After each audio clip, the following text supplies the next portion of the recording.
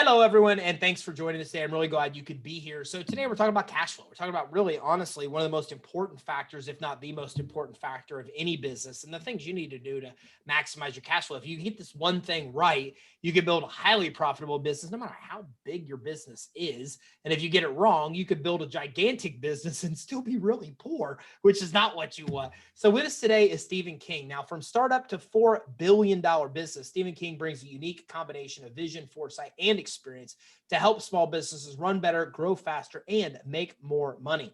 Now, regarded as one of the accounting industry's top thought leaders, he's currently serving as president and CEO of GrowthForce, one of the nation's largest cloud-based accounting services. Stephen, thanks for joining us today. Thanks for having me, Ty. I'm really glad you could be here because this is such an important thing. And some of us have learned this the wrong way with profitability, cash flow, and even when we build really big businesses, still not having any money and not knowing why. So it's probably one of the most important topics I could even think of us tackling. Mm-hmm. Yeah. So let's start. Go ahead. Let's start with the beginning, though. What is cash flow? A lot of people don't even know what we're talking about there. Cash flow, it's the timing of when money flows in and out of an organization. And it's very different from profits. A lot of business owners come to me and they say, I made money last year, but where did all the cash go? And then they don't really understand the difference between profits and cash flow.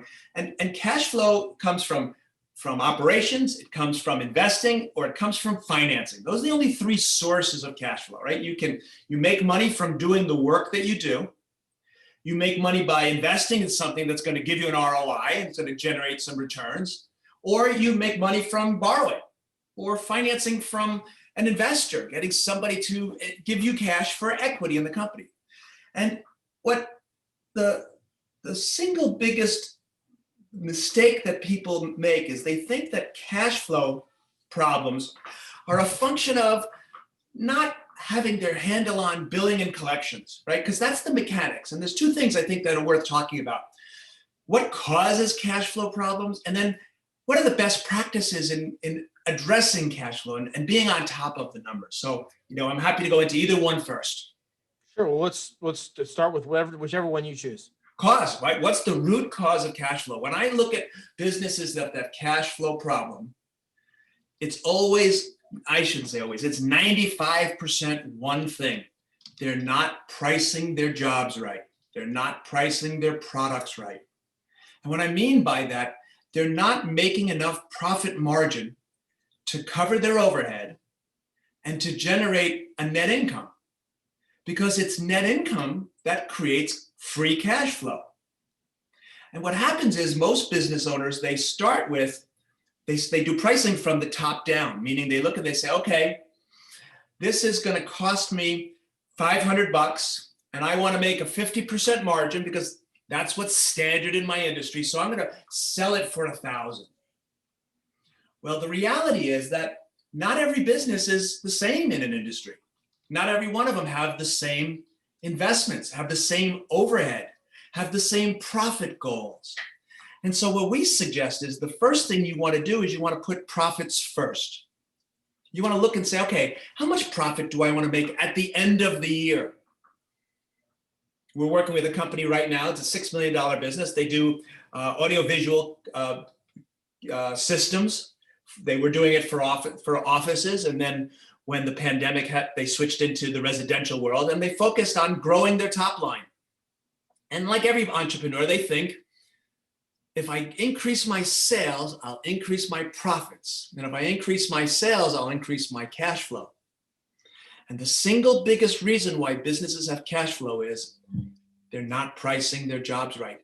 I always ask the question, do you ever been in a situation where a sales rep comes in and says, we're in a competitive bid here. If I can give them a 10% discount, I can close this deal.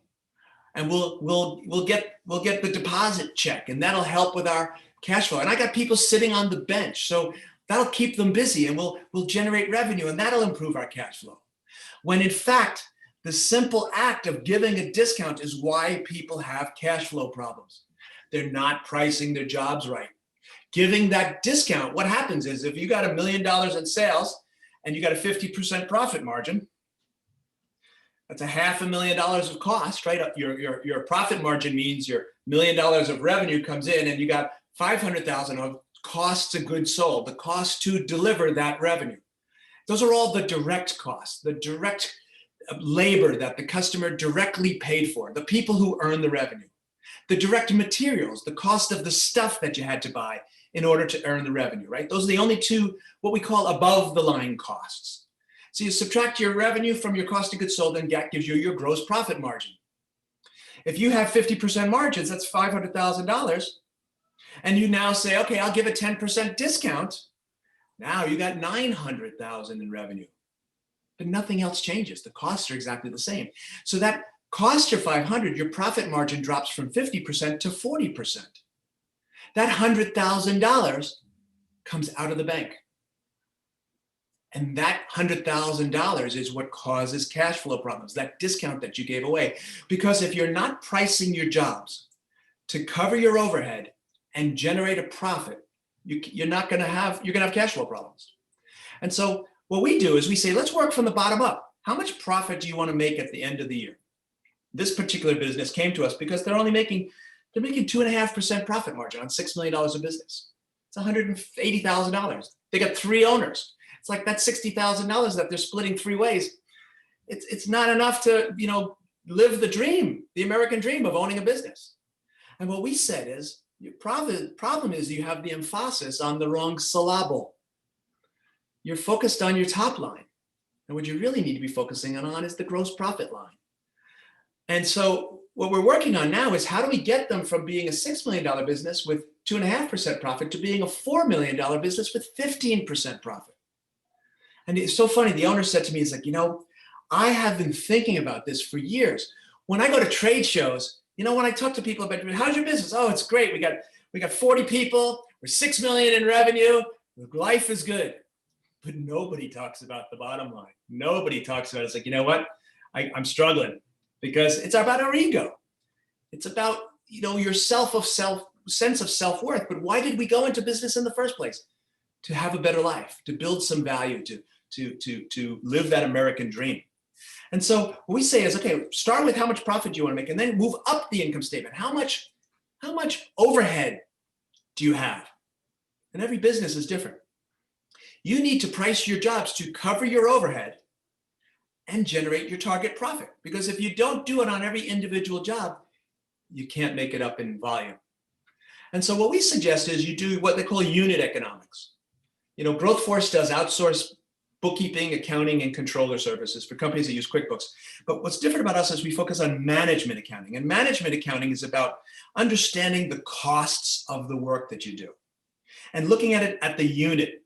And so what we say is if you're trying to price your jobs, look at your total profit you want to make for the year. Look at your total overhead that you're going to have for a year and divide it by the number of units you're going to have. For a service business, that's probably going to be billable hour. If you're in manufacturing, it's how many widgets did you deliver? I just worked with a brewery in Boston. It's how many gallons did they deliver, right? Whatever your unit is, it's what shows up on an invoice. That's what the unit is. So think of it as what am I billing my customer for? How many of those have I got a year? We work with service businesses and nonprofits. So this AV company, we say, okay, we got 40 people. They got 2,000 hours a year. That's 80,000 billable hours, total hours a year. And then we look and say, you can't look at total hours. How many of them are billable? They only had 65% utilization. So we divided it by the 45,000 hours and said, okay, here's how much profit margin you need to make on each billable hour in order to cover the overhead per billable hour and to generate the profit per billable hour, or per widget, or per gallon, whatever your unit is. Then you can say, okay, now I know how much I need to price my jobs. And there's only 3 levers to increasing profits. And it's profits that create cash flow, right? There's only 3 levers. You can grow your top line, which everybody needs to do, but most business owners think I can sell my way to profits.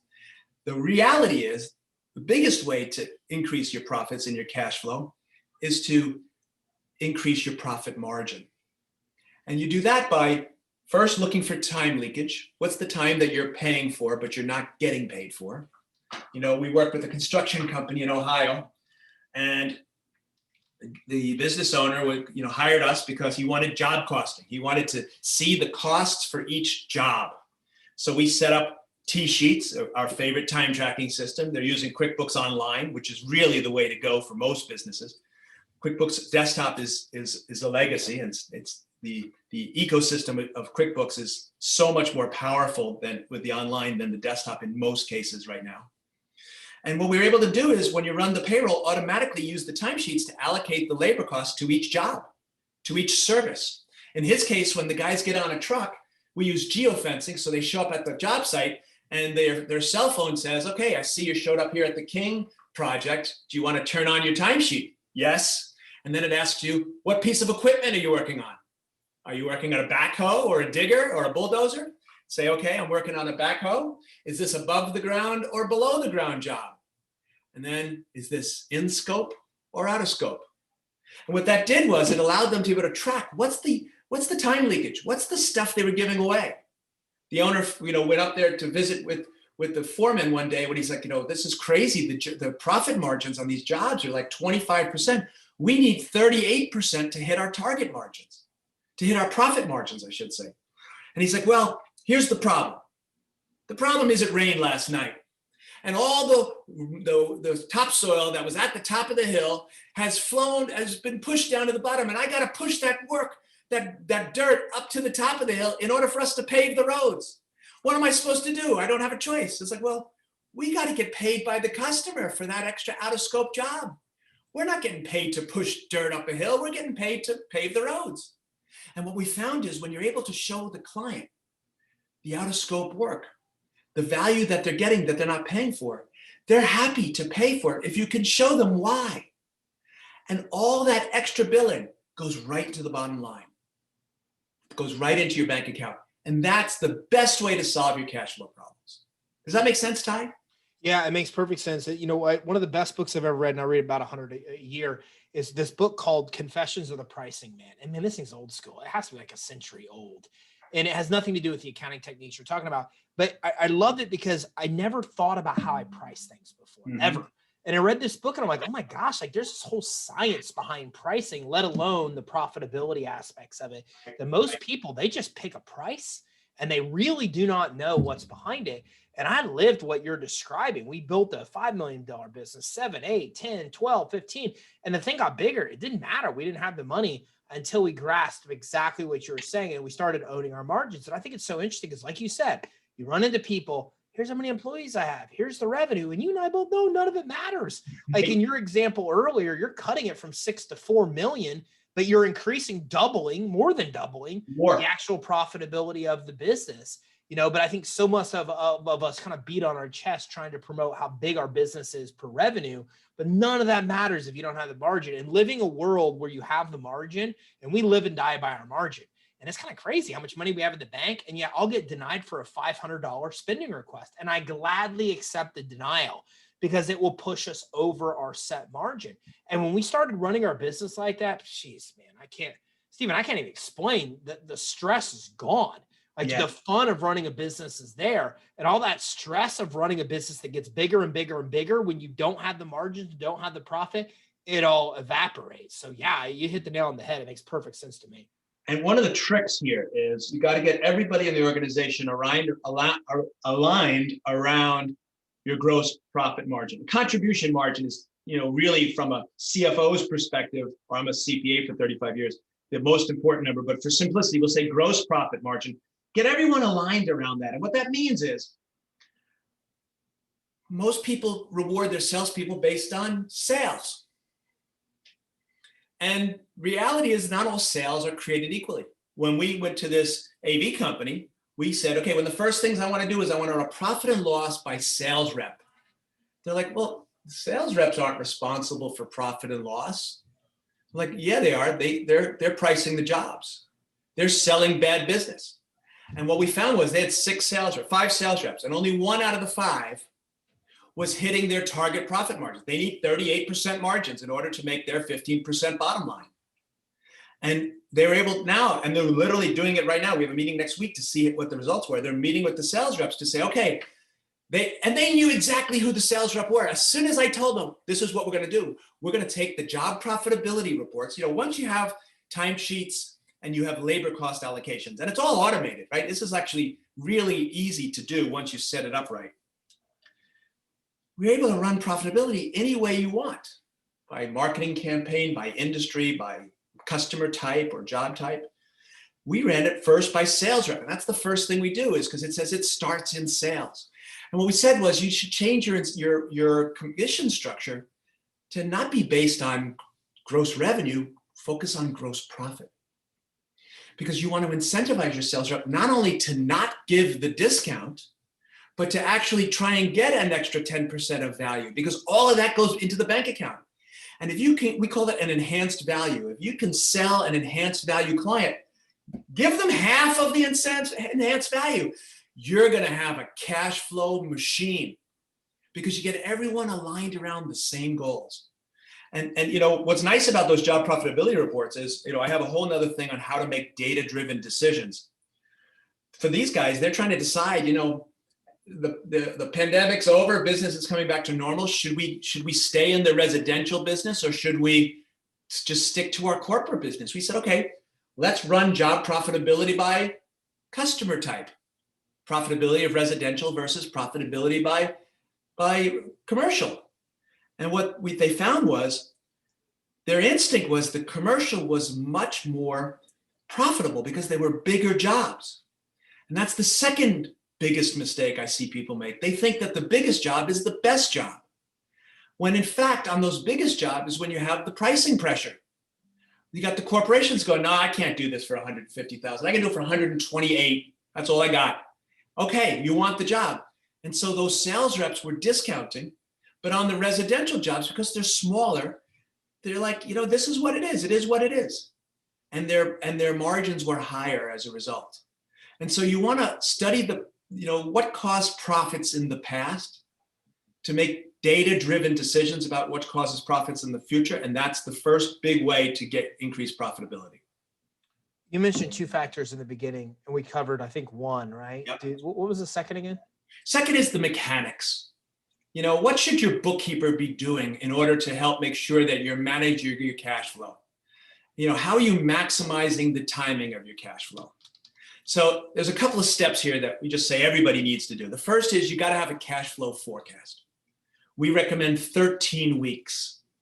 And what you do is you go in, and there's a lot of templates on there. We've built one for our clients that automates the process of take your receivables from QuickBooks and your payables from QuickBooks.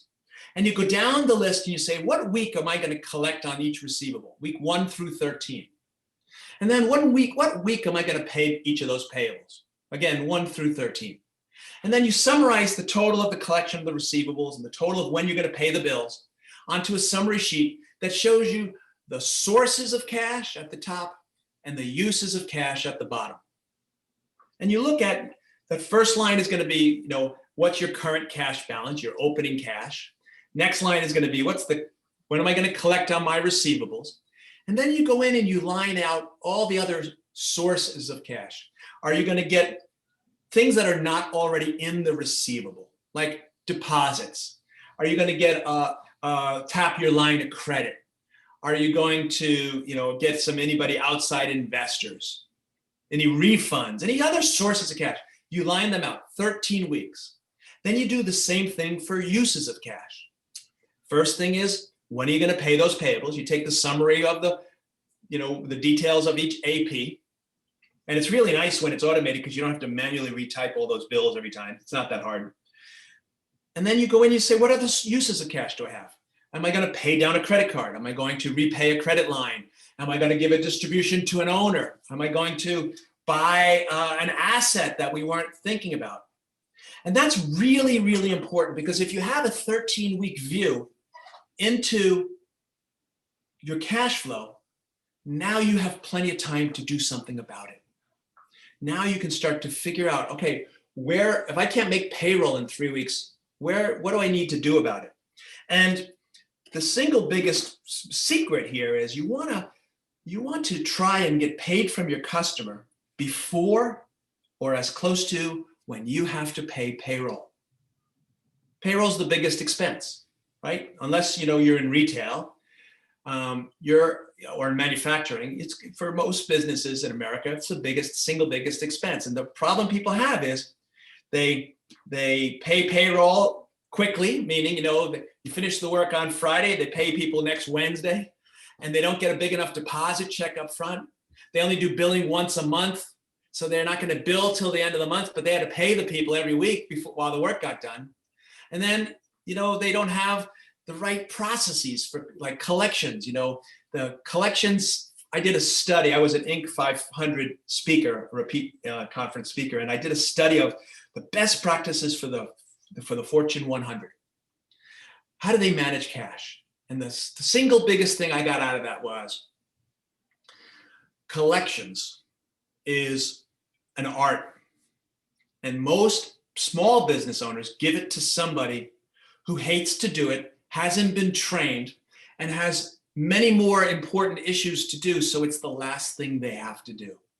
And what we recommend is, first lesson here is you want to use your collections calls as a customer service call. When at GrowthForce, we do collections, right? We do bookkeeping, accounting, controller service. So naturally, we're in charge of helping with cash flow. And we don't call 30 days after the bill is due, like most business owners do. We call 3 days before the work starts. And this was genius. I got this from one of the Fortune 100. You call up as a customer service call and say, hi, this is Steve from GrowthForce. I'm calling on behalf of Chief Outsiders. That's one of our clients. And this is what we do for them. I see you just signed a contract with us. We're very excited. Welcome to the Chief Outsiders family. So my job here is I'm the accounting department. My job is to make it as easy as possible for you to be to work with us on the finance side. So let's just talk first about how do you pay your bills? Because our bills are due on the 15th of the month and we send them out on the 1st. Is that enough time? Will that timing work for you, or do we need to change our billing time? Then who pays the bills? Are you the person we need to send the bill to, or is there somebody else that has to approve it? How much time do you think that'll take? Okay, what's the source documents do you need? Do you need receipts? If so, can I put them into a Dropbox, or do I email them to you, or just, do you have to get the originals? What's the process that you have to pay bills? Because if I can fix that problem before we do any work, I'm going to avoid a delay of 2-3 weeks after the first month where you're like, oh, you sent it to me. No, that's got to go to the project manager. He's out in the field. Yeah, send it to Tommy in Ohio. And then Tommy's like, well, I need the receipts. I need the original receipts. We figure all that out up in front. And then we say, okay, great. Now we have a couple of different ways that you can pay us. Our preferred way is for a direct deposit. We'll just set you up. I'm going to send you a link right now. We use bill.com. We're going to send you a link right now where you can just pay us electronically. We'll debit your bank account. And what I'll do is I'll send you a link. You enter in your banking information, and then we'll just do a penny ACH, and then it'll reverse it once we make sure that we didn't fat finger it. And that'll be the fastest and the easiest way for you, so you don't have to write any checks. Is that okay? We hope they say yes to that. And most people do, because they don't want to write checks. And you're going to get an email approving the bill before we do anything. So there'll be 15 days before you have to approve it, but it's automatically going to debit your bank account on the 15th. That's magic. The second option is we accept credit cards. Now, unless you have really big bills, right? You have large invoices. The 3.5% credit fee is much cheaper than, one, the risks of bad debt, right? If you're shifted all the risk of collection to Visa and MasterCard. I never suggest American Express, but 3% is good. And then you eliminate all the manual costs, because QuickBooks has this Intuit payment solutions, which automates an email every day, every week, every 2 weeks, whatever you want, that says pay now. You click on the button, you enter in your credit card number, and it just pays it.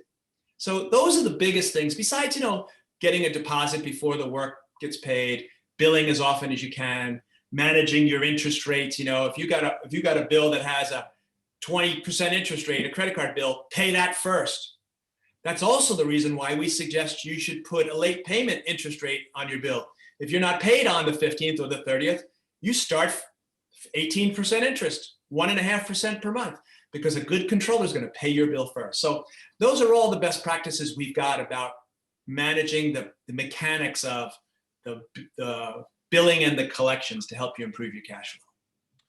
Stephen, what do you guys do to help people in these scenarios? Well, we do everything from take it over, become the whole accounting department. You get a bookkeeper that's dedicated to your account, a dedicated staff account, and a dedicated controller. And those three people become your accounting department.